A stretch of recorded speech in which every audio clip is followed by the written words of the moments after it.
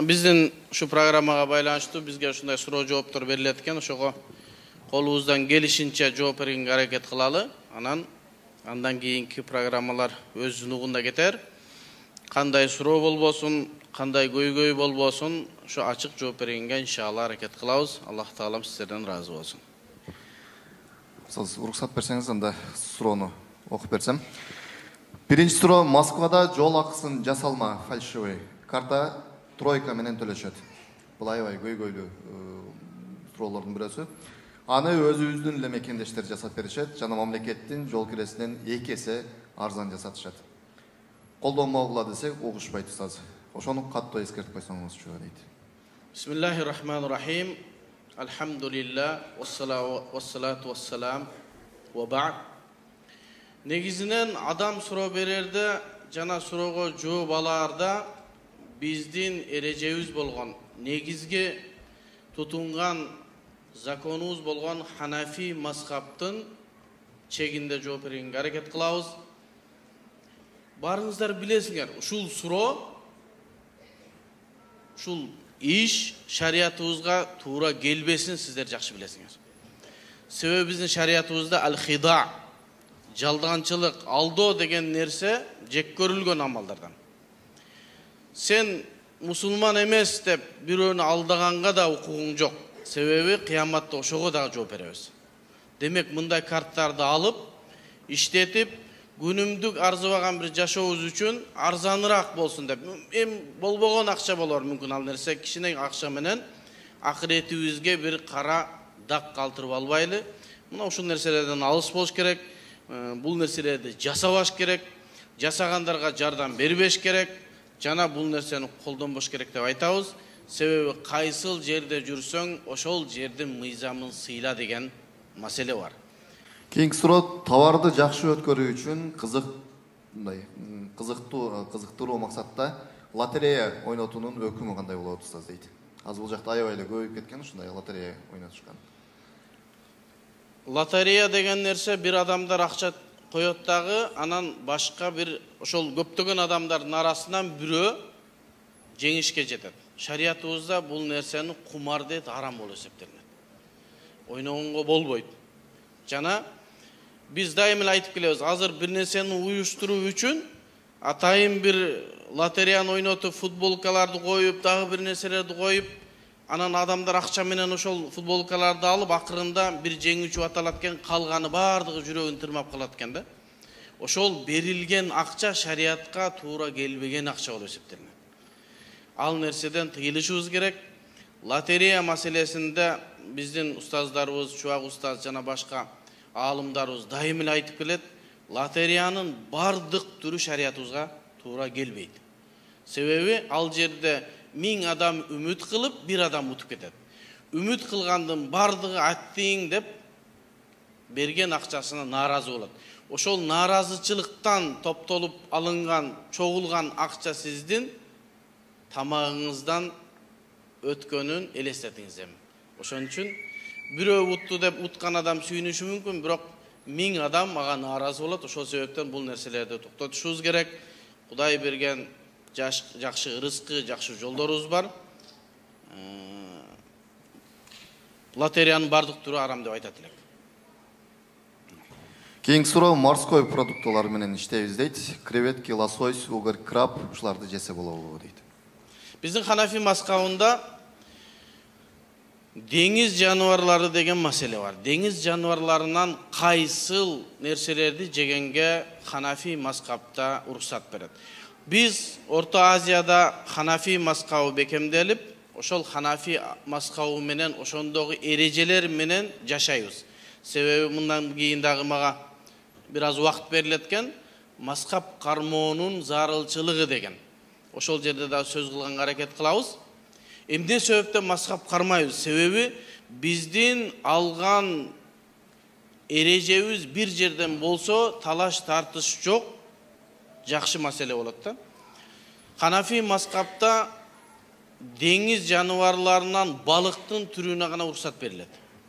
Андан башкаларга Ханафи мазхабында макрух тахрими, арамга жакыныраак деген өкүм берилет. Демек ошо креветки, жана морской краб деген нерселер балыктын түрүнө кирбейт экен. Ошол себептен Абу Ханифа рахматуллахи алейхи бул жаныбарларды жегенге болбойт деп айткан экен. Ошондуктан биз балыктын түрүндөгү бардык балыктарды жегенге, акуз бар анын ичинде, кит жегенге, акула жана башка балыктын түрүнө кирген нерселерди жегенге бизде шарият уруксат берет. Ал эми балыктын түрүнө кирбеген нерселерден сактанганыбыз дурус.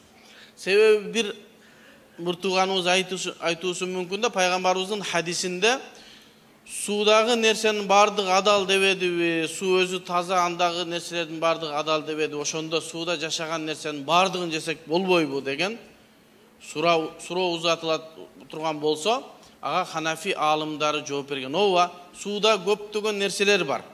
Анын арасында суу чочкосу да бар экен. Жана биздин казакстандык бир устазыбыздын айтканы бар, дикий кабани, дикий кама дегенде суудагы чочко, таладагы чочко, багылган чочконун бардыгы арам. Эгерде сууда жашагандын бардыгын жеш керек боло турган болсо, анда шариятыбыздагы көп кайтарылган жегенге болбой турган нерселерди жегенге уруксат болуп калат. Ошон үчүн Ханафи мазхабында балык жана балыктын түрүндөгү нерселерге гана жегенге уруксат болот. Кийинки суроо. Москвада ижарага квартира алып жашайбыз. Договордо 5 адам жашайт деп көргөзүп, бирок 8 адам жашайбыз. Ошондой болобу устаз дейт. Эми ошондой болбошун өзүңүз деле билип турасыз да. Себеби алдамчылык деген нерседен алыс болушубуз керек. Пайгамбарыбыз саллаллаху алейхи саламга бир аял жолду баратса, жүк көтөрүп кетип атыптыр. Жүк көтөргөн аялга пайгамбарыбыз саллаллаху алейхи салам жардам берип жеткизиптир. Жеткизгенден кийин жанагы аял айтыптыр: "Рахмат балам, мен сага бир насаат айтайын. Ушул мен карыган кемпирдин насаатын уккун. Азыр мына Меккеде бир Мухаммад деген жалганчы чыкты, ошондон этият болгон, ошонун сөзүн укпагын" деген экен. Ошентип күнүгө чыгып 2 күн, 3 күн ошентип ошол аялга жардам бергенде тиги аял айткан экен: "Сен кимсиң? Адеп ахлагы менен, кылган амалы менен, иши менен, кийими менен баягы аялга кылган кызматынан улам аял айтыптыр: "Сен бир адептүү жакшы бала экенсиң, сен кимсиң?" десе, жанагы сиз айтып аткан Мухаммад менмин деген экен. Ошондон улам ошол еврей аял исламга келген экен. Биз кыргыздар 92% мусулманбыз деп көкүрөк кагабыз. Мусулманчылыгыбызды качан мына ушундай сыртта жүргөндө адамдарга үлгү боло билели. Кыргыздар жашаган жерде тиги пропискага турганда 9 адам деп өзү 12 адам жашап же 5 адам десе 8 адам жашаса, кыргыздардын атына жаман сөз келет. Силер көр оокат бул дүйнө өтөт кетет. Бирок биз адамдык жана мусулмандык сыпатыбыз менен калалы дагы бизди көргөндө кыргыздар дегенде булар чынчылдар дегендей бизге ат калсын. Ошого абайлаңыздар.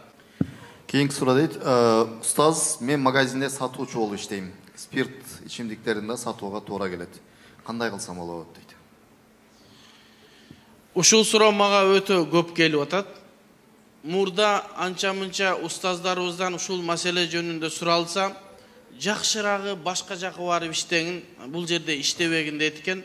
Европага барып иштегендер, Америкага барып иштегендер, жана мына Орусияда иштегендер, эми көпчүлүк ашканаларда бул нерсе бар экен. Демек, сен жакшыраак башка иш иште деген баягы иштеп аткан адамга оорулук келет экен. Анан тиги молдонун айтканы макул дейт да, кайра эле ишин улантат экен. Жөндөн эле биз шариятыбыздагы жеңил болгон нерсе менен адамдарыбызды кыйнайт экенбиз. Биздин Ханафи мазхабта бир чоң эреже бар. Ал эреже фи'лу фа'илин мухтар деген эреже бар. Ар бир адам өзү кылган амалына жараша жана өзү кылган ишине жараша Кудайдын астында жооп берет. Сиз ал жерде ижарага ишке келгенсиз, ал жерде иштеп ижара акы аласыз. Ал ашкана же болбосо кафе, ресторан сиздики эмес. Сиздин ишиңиз ал жерде иш аткарып, айлыгыңызды алып кетүү. Демек, сиздин аракка эч кандай тиешеңиз жок. Сен дейт, мына арагымды Москвадан Питерге жеткизип бер. Эми ислам мамлекети болсо Кудайым насип этип бул жер, ошону айтсак. Москвадан Питерге жеткизип бер десе, жеткизип берген акча адал болобу десе, Ханафи мазхабында адал болот дейт. Себеби сен жеткизип берип атасың, болду ошол жеткизген ижараңды алып жатасың дейт. Keyingi soru. Hazırkı учурда көптөгөн эже карындаштарыбыз ата-энелерине айтпай эле турмушка чыгып жатышат. Ушулардын өкүмү кандай болот дейт. Бизде Ханафи мазхабында айрыл Ханафи. Биз маселени Ханафи мазхаб менен гана чечебиз. Ханафи мазхабта ата эненин кыз балагатка жеткенден кийин ата эненин уруксаты жок турмушка чыкса болот деген маселени адамдар туура эмес түшүнүп калды. Ал кандай? Bizde ата эненин уруксаты никеде важип болуп эсептелет. Важип деген нерсе парыздан кийинки эле амал. Эгерде ошол шарт табылбай турган болсо, молдо нике кыйса күнөөкөр болот. Себеби важипти таштап атат. Важипти не дейт? Кыз турмушка чыккан атат, жигит бар, азамат, кел, кана сенин атаң гана, сенин энең гана деген талапты коюш керек. Себеби кыздарыбыз, эжелерибиз, карындаштарыбыз өзлөрүнүн баасын төмөндөтүп салса, алардын кадыры кетет. Качан гана эркек азамат атасынын астынан барып, кызын колун сурап, башын ийип, калыңын төлөп, махырын берип алып кеткенде гана ошол аялдын кадырына жетет. Ошон үчүн эже карындаштарыбызга айта турган бир насаат сөзүбүздө өзүңөрдү арзан баалабагыла.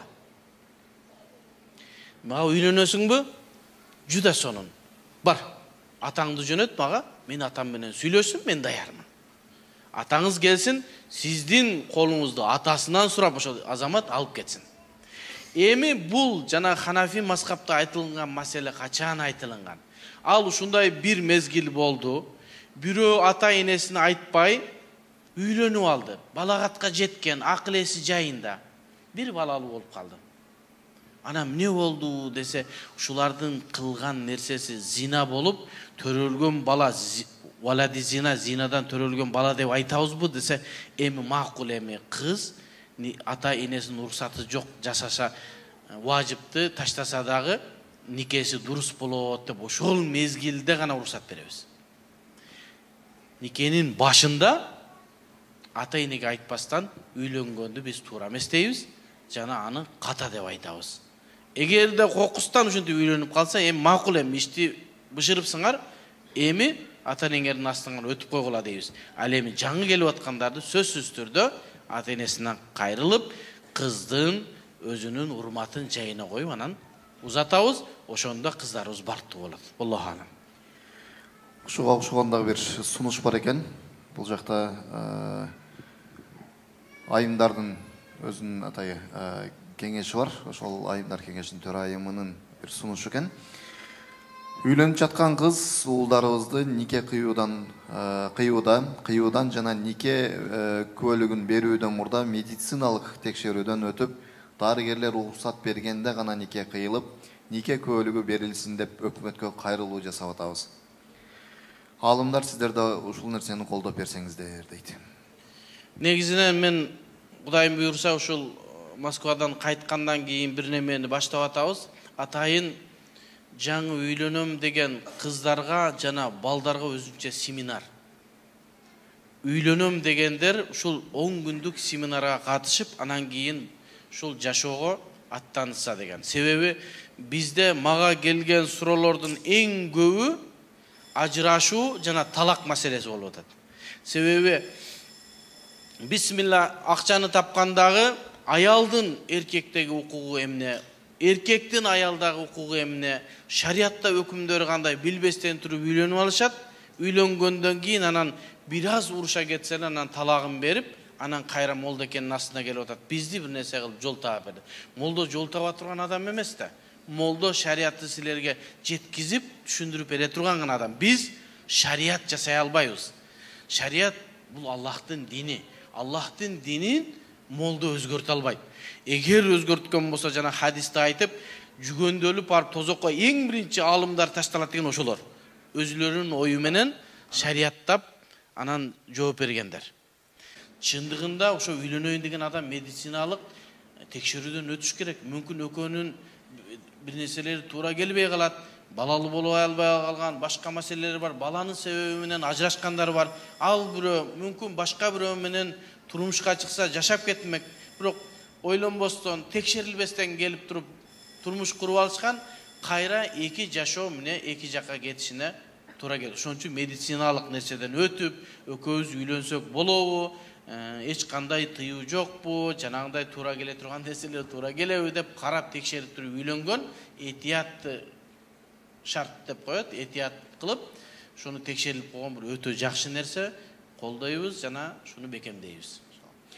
Assalamu alaikum. Жолдошум мени балдарымды бакпайт, бирок талабы өтө көп.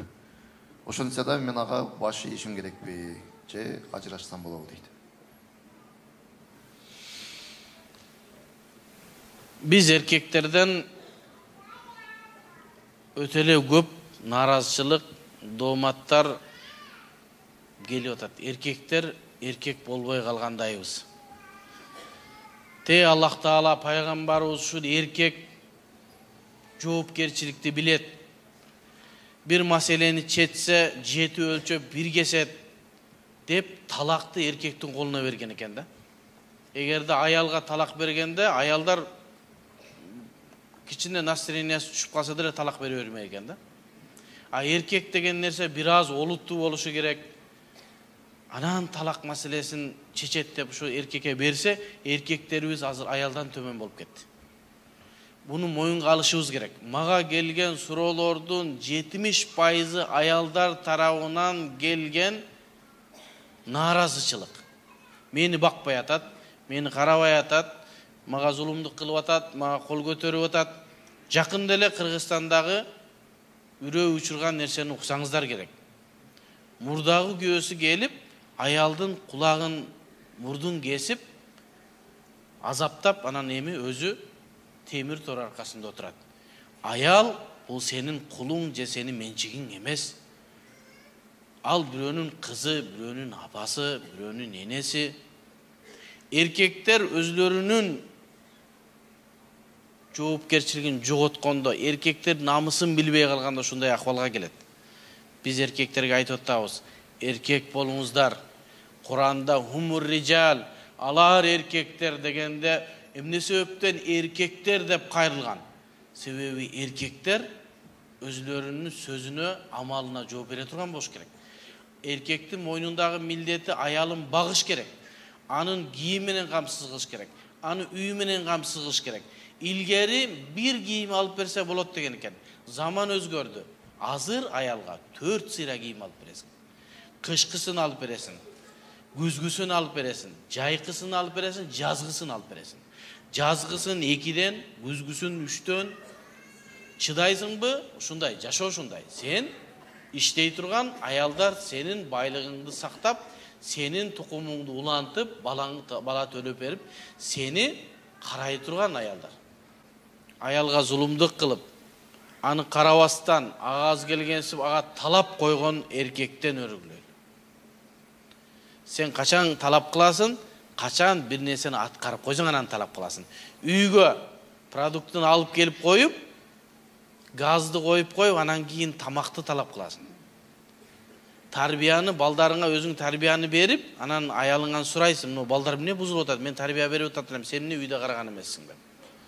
Анан аялдар мынандай зомбулукка кабыла турган болсо, мазлума, зулум көргөн аял болот дагы, Аллах табарака ва таала менен мазлум жана мазлуманын ортосунда парда жок дейт. Бир күнү колун көтөрүп дуа кыла турган болсо, оңкоңон кетесиң.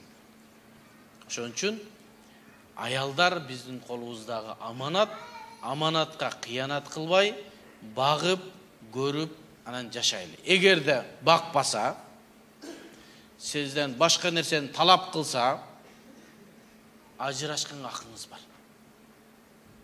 Ага баш ийүүгө милдеттүү эмессиз. Эгер сизге зулумдук кылса.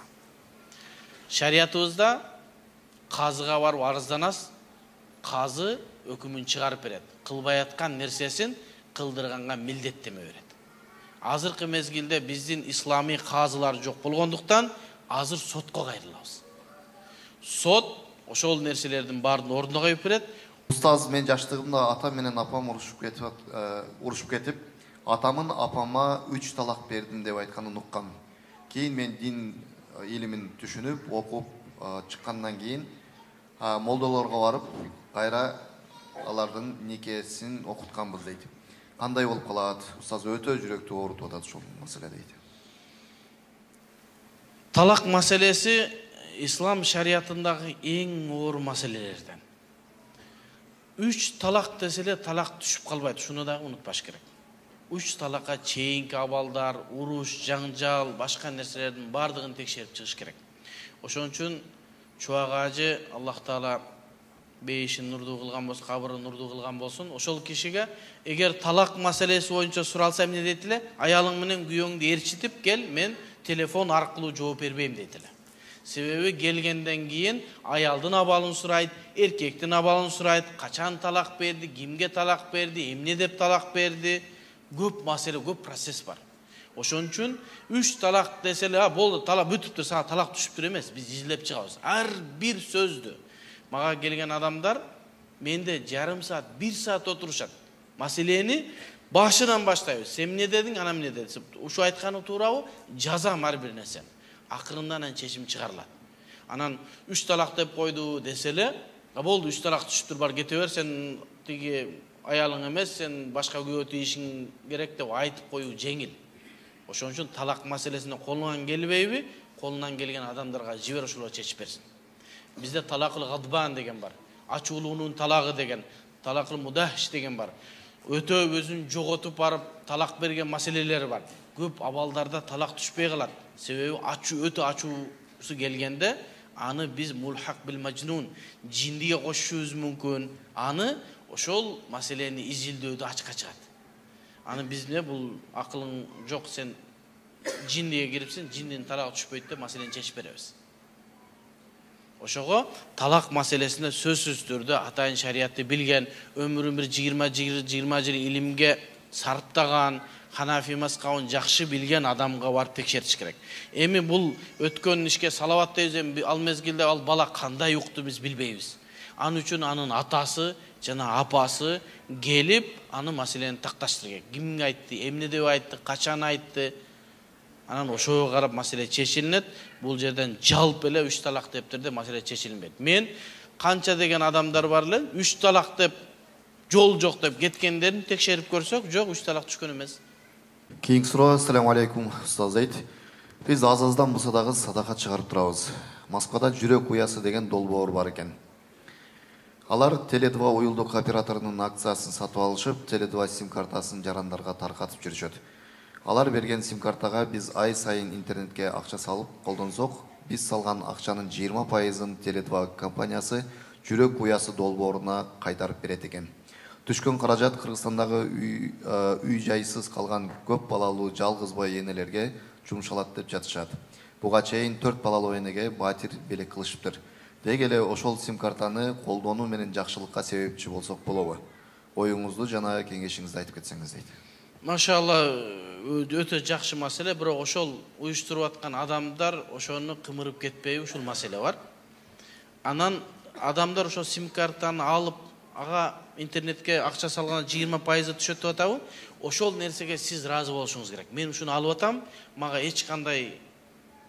эч ким кысым кылган жок, жана мен алардан эчтекени талап да кылбайм, мен ушуну сатып алам. Ушул нерсе менен түшкөн акча ушул жетимдерге, муктаждарга түшсүн десеңиз, не болот? Соопко ээ болосуз, жана алардын кылган иши шариятка каршы келбейт. Бирок ушуну аркасында бир нерсе бар да. Шуну бир жакшы изилдеп чыгыш керек.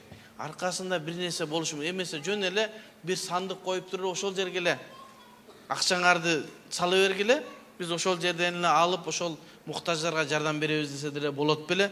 Мүмкүн бунун аркасында бир нерсе бар, мен билбейм аны. Бирок жалпысынан караганда шариятыбызга каршы келбейт. Себеби сиз өзүңүз ыраазы болуп сатып алып атасыз, жана түшкөн акчанын ыраазы болуп атасыз. Ал жерден алар бөлүп, ошол муктаждарга үй алып берген болсо, Allah'ım sizlerden dağı аны uyuşturuşанан да Allah razı olsun deymiz. Keyingi суроо, бойдогу баланын жүрөгү соккучакты аборт кылса болобу дейт.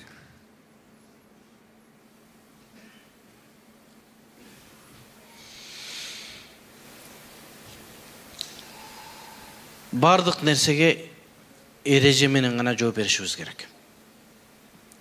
Ханафи мазхабта бойдон алдыруу маселесинде өтө дыккат каралган. Анан адамдар түшүнбөсүн да бойдон алдырган нерсенин бардыгы эле бул адам өлтүрүүгө кирди. Анан бул туура эмес, мындай кылбаш керек, бойуна болуп эле калса болду, аны төрөш керек деген нерсе жок. Мисалы, bizde Ханафи мазхабта түйүлдүк 4 айга жеткенге чейин олуттуу себеп боло турган болсо, ошону алдырганга уруксат. Кээде эненин өмүрүн сактап калыш керек болот. Кээде бала майып болуп калат. Ошондо 4 айга чейин алдырганга шариятыбызда уруксат берет. Ал нерсени адам өлтүрдү деген өкүм берилбейт. Ал деген нерсе ошол мындайча айтканда адам деп аталып элек мезгил болот экен дагы. Шариятыбыз ошо 4 айга чейинки уруксат берилет. Анан жүрөгү соккон деген мүмкүн жүрөгү андан деле эртерээк согушу мүмкүн, 2 айлыгында деле согуп башташы мүмкүн, аны мен билбейт экенмин. Негизи bizde Ханафи мазхабта 4 айга чейин эгер олуттуу себеп боло турган болсо, боюнан алдырганга уруксат берет. Мисалы үчүн аял эгерде ошону жөн кое турган болсо, эне каза болот десе ушундай мезгилде, же болбосо бала ушундай оорулуу төрөлгөн, бул жашап кетпейт десе, же болбосо дагы ошо окшогон маселелер боло турган болсо, 4 айга чейин медиктердин көз алдында кылса шариятыбыз уруксат берет. Бул боюнча китептерибизде жазылган. Ассаламу алейкум устаз, мен Москвада повар болуп иштейм. Тамак аштарга граммы менен ошого граммын аз же көп кошуп койсок күнөөкөр болобузбу дейт. Рахмат дейт. Эгерде сиз ал жерде ижарга иштеп аткан болсоңуз, сиз граммын аз кошконго акыңыз жок. Себеби ошонун себеби менен ошол кафеге келген адамдардын саны азаяшы мүмкүн. Эгерде ошол ашкананын башчысы мурда мындай болчу, азыр муного мындай кылгыла десе, аны кылганга милдеттүүсүз. Себеби ошол жерден ижарга акча алып, айлык алып атканга, ошого баш ийгенге милдеттүүсүз. Өзүңүз бирип кылганга шарият тыюу салат, кылганга акыңыз жок.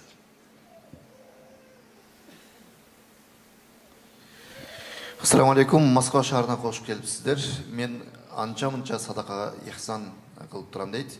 Бирок аны ихсан садака бергенимди күйөөм билбейт. Суроом, күйөөмдөн сурабай ошентип садака ихсан берсем болобу? Негизинен эң жакшы садака оң колу берген садаканы сол колу билбей калсын деген садака да. Ал деген нерсе эч ким билбегени жакшы деген сөз. Анын сообун, анын ажырын, анын баасын Кудайдан гана күтөм деген. Анан ошону туура эмес түшүнүп күйөөсүнөн жашырып койсо кандай болот? Бул маселени эки тараптан карайбыз.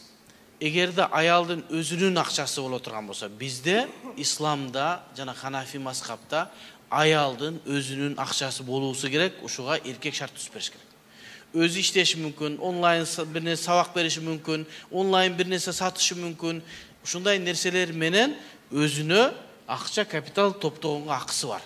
Аны өзү каалагандай жумшаганга акысы бар. Эркектин ага кол салганга акысы жок. Мен бир эрежени айтып койсом, келинчегим күлөт да. Сенин тапканың сен үчүн, менин тапканым экөөбүздүкү үчүн дейм да. Себеби анын тапкан акчасы өзү үчүн, менин тапканым экөөбүз үчүн. Шарият ушундай кылат.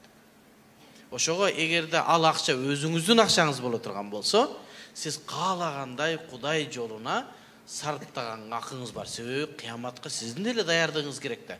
Күйөөм деп жүрүп эле кыяматка азык топтобой калсак кыйын болот да. А күйөөңүз дагы ал акчага сен эмнеге бердиң дегенге акысы жок. Себеби ал сиздин өзүңүздүн акчаңыз. Анан күйөөңүз мына акчаны үйгө сактап кой деп берсе, андан акырын чыгарып берсеңиз, эгер күйөөңүздүн адеп ахлагы начар болуп сизге сөз тийип калса, күнөөкөр болуп каласыз. Ошон үчүн куллукум мас'улун ан раияти. Бар бириңер өзүңөрдүн астындагы нерсеге жооптуусуңар деген хадис бар.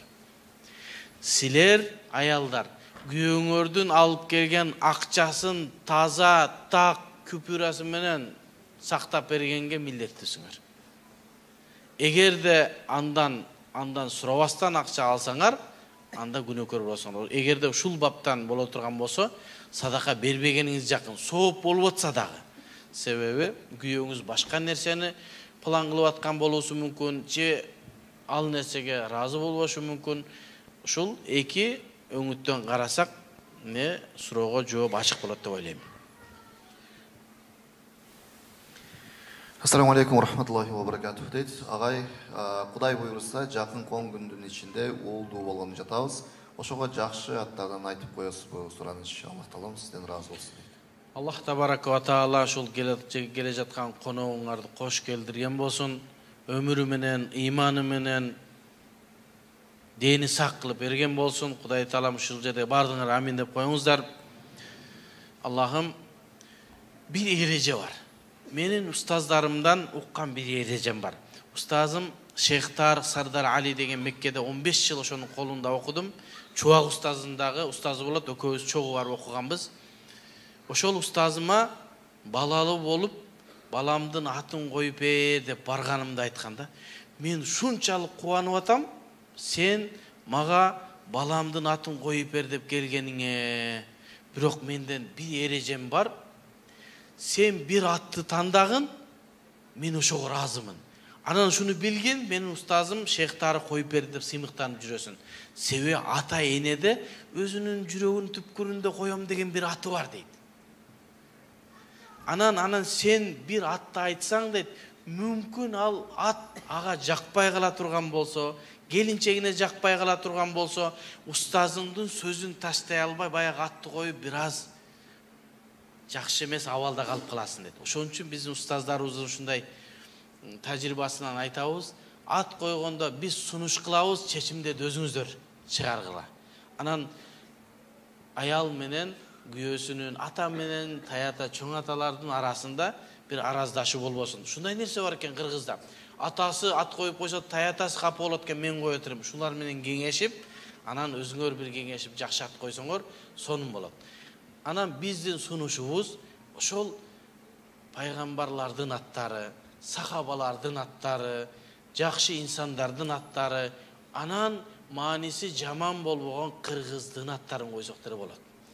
Сөзсүз түрдө эле араптын атын коюу милдет эмес. Жакшынакай эле Семетей, Манас, Чубак деп койсо болот, Болот да, Чубак ажынын атынан канча деген адамдар атын баласын ушундай аалым болсун деп койду. Чубак ажы ошол жерде окуп жүрүп дагы өзүнүн атын өзгөрткөн эмес. Адамдарга айтуу тилине араптар оор болсо да Чубак деп айтышы да, жарым саат титиреп. Бирок ошентсе деле атын өзгөрткөн эмес. Менин атам Чубак деп койгон, мен Чубакмын деп элечи. Ошого кыргыз аттарынан дагы жерибешибиз керек. Кыргыздын жакшы аттары бар. Каныбек деген ат бар, башка Жаныбек деген ат бар, Жанузак деген ат бар, ушундай бир жакшы аттар бар. Ошолордон деле койсок зыяны жок шариятыбызда. Бирок ошону бир билгиле, аалымдардын, жакшы адамдардын аттарын койсоңор, ошонун таасири дагы бар. Мен өзүмдүн жашоомдо менин атым Олжобай, менин атым. Атам койгон атым Олжобай. Ошол көп мага жардам берген учурлар болгон. Көп жерде жолум болот да. Ол жолу кайтам бир нерселердечи. Ушу болбой калды дегенде эле бир нерсем бүтөт да. Демек, пайгамбарыбыздын мезгилинде бирөө келиптир да пайгамбарыбызга. Анан пайгамбарыбыз атың ким дептир. Атың ким десе, Харик дептир. Харик деген өрт деген сөз. Харик десе, пайгамбарыбыз айтыптыр. Бар үйүң күйүп атат дептир. Тиги сахаба түшүнбөй эле чуркка барса үйү күйүп атат. Ал деген нерсе ошол ат ошо Харик болгондугу үчүн үйү күйүп кеткен жок, эми ушундай абалдар болуп калат. Аттын таасири бар. Ошон үчүн Абдулла, Мухаммад пайгамбарыбыздын аты, Ахмад, Мустафа пайгамбарыбыздын аттары, ушундай жакшы аттарды койсо сонун болот. Пайгамбарыбыз айткан, менин куния деген арабтарда куниясы бар. Паланчанын атасы деп коет арабтардачы. Абу Мухаммад, менин балам аты Мухаммад, мени арабтар Абу Мухаммад, Мухаммадтын атасы деп коет. Пайгамбарыбызга айткан, менин күниям менен Абул Касым болгондо, Касымдын атасы пайгамбар. Менин күниям менен өзүңөр күния алабагыла, Абул Касым болуп албагыла, менин атым менен өзүңөрдүн балдарыңарды өзүңөрдү атагыла деген, Мухаммад деп атагыла деген. Себеби пайгамбар саллаллаху алейхи вассалам базарда кетип атса, еврейлер Абул Касым дейт экен, анан пайгамбарыбыз мени чакырып атат окшойт деп караса, шылдыңдап, "Жок, сага айткан жокпуз, биз башканы айтып атабыз" деп шылдыңдашчу экен пайгамбарыбызга. Анан ошондон улам менин күниямды айтпагыла, менин атым менен балдарыңарды атагыла деген.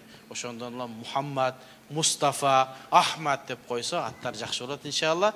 Анын арасында да кыргыз аттары өзүңүздөр иншалла кеңешип койсоңуздар сонун болот иншалла. Аллахым ыраазы болсун. Соз убакыт бүтүп калды дейт. Калган суроолорго сизге жөнөтүп койсок, жооп берип койсуңуз иншалла.